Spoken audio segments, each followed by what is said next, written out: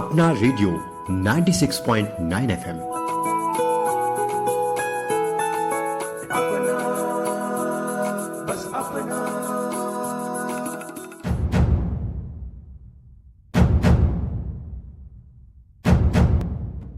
नमस्कार, आप सुन रहे हैं अपना रेडियो 96.9 FM का विशेष कार्यक्रम जनजाति गौरव, जिसकी प्रेरणा संस्कृति मंत्रालय, भारत सरकार, इंदिरा गांधी राष्ट्रीय कला केंद्र और अखिल भारतीय वनवासी कल्याण आश्रम के सामूहिक प्रयासों से तैयार की गई पुस्तक जनजाति गौरव से ली गई है।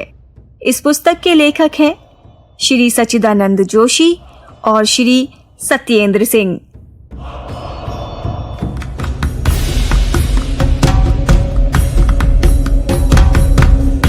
जनजातीय क्रांतिकारियों का स्वतंत्रता संग्राम और अपने अपने समुदायों के उत्थान में महत्वपूर्ण योगदान है, किंतु इनका जिक्र हमारे स्वतंत्रता आंदोलन के इतिहास में बेहद कम देखने को मिलता है।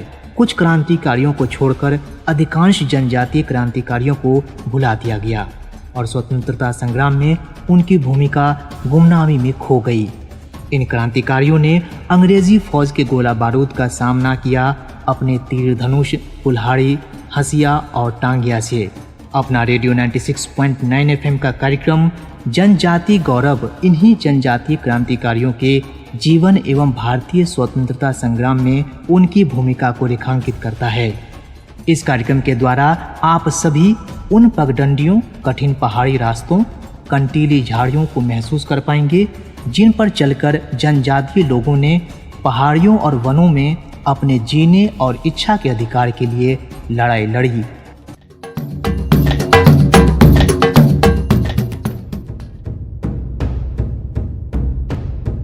श्रोताओं, मैं हूं वंशी। आज आप जिस वीर बलिदानी जनजाति गौरव की कथा सुनेंगे वो हैं स्वतंत्रता सेनानी रेवजी भाई चौधरी। स्वतंत्रता सेनानी और समाजसेवी रेवजी भाई का जन्म 26 अप्रैल 1910 को महाराष्ट्र के जव्हार तहसील के खरवंद गांव में हुआ था। परिवार की आर्थिक स्थिति ठीक नहीं थी, इसलिए स्कूल को छोड़कर वे पशु चराने लगे। उन्हें जव्हार तहसील कार्यालय में चपरासी की नौकरी भी मिल गई थी, पर नौकरी भी ज्यादा दिन टिक नहीं पाई। वे बैलगाड़ी पर लकड़ी का ड्रम रखकर घर घर पानी पहुंचाने का कार्य करते थे। मेहनत मजदूरी करते हुए 1932 में वे पुणे पहुंच गए। वहां उन्होंने देखा कि ऐतिहासिक शनिवार वाड़ा इमारत पर यूनियन जैक लहर रहा था। उन्हें वो असहनीय लगा। वे तेजी से ऊपर चढ़ गए। उन्होंने यूनियन जैक खींचकर नीचे उतार दिया और वहां तिरंगा फहरा दिया।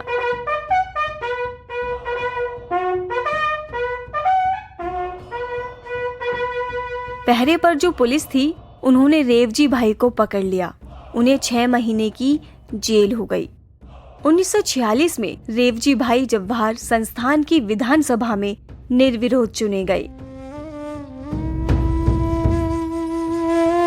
गांधी टोपी पहनकर उन्हें विधानसभा में प्रवेश करने से रोका गया, लेकिन रेवजी भाई की जिद को देखकर आखिरकार सरकार को उन्हें गांधी टोपी के साथ ही प्रवेश की अनुमति देनी पड़ी। समाज में फैली हुई कुरीतियों से रेवजी भाई बड़े दुखी होते थे। उन्होंने शराबबंदी और व्यसन मुक्ति के लिए निरंतर कार्य किया, लोगों को उसके दुष्परिणाम समझाए। जव्हार में पुर्तगालियों के विरोध सत्याग्रह का उन्होंने नेतृत्व किया। पुलिस के अमानवीय अत्याचार, लाठी डंडे सहे। मातृभूमि की स्वतंत्रता के सामने न दुख की चिंता की और न परिवार की। आजादी के बाद भारत सरकार ने उन्हें ताम्रपत्र और सम्मान पत्र देकर सम्मानित किया।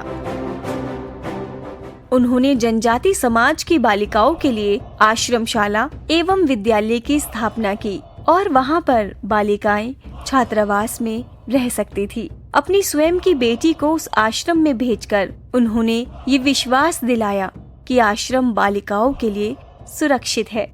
उन्होंने गांवों में, जनजाति बस्तियों में जनजाति महिला मंडल, भजन मंडलियों की स्थापना करके व्यसन मुक्ति के काम में सफलता प्राप्त की।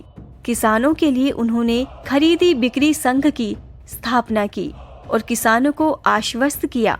इस प्रकार हम देखते हैं अपनी अटूट ध्येय निष्ठा, देशभक्ति, समाज के प्रति अपने कर्तव्य के बल पर एक अकेला इंसान कितना और क्या कुछ कर सकता है।